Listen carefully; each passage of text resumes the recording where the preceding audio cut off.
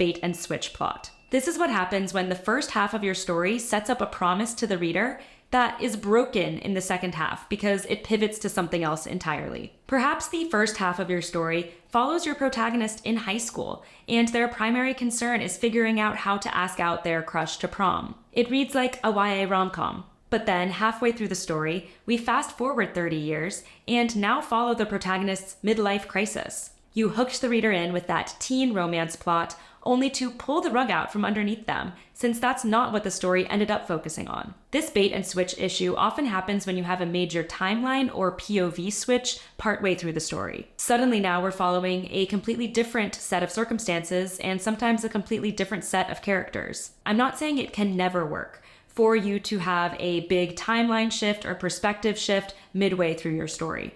But if your story is structured this way, proceed with caution. Brainstorm ways to ensure that the entire narrative experience feels cohesive. Are those two halves really telling the same story? If not, you have two options.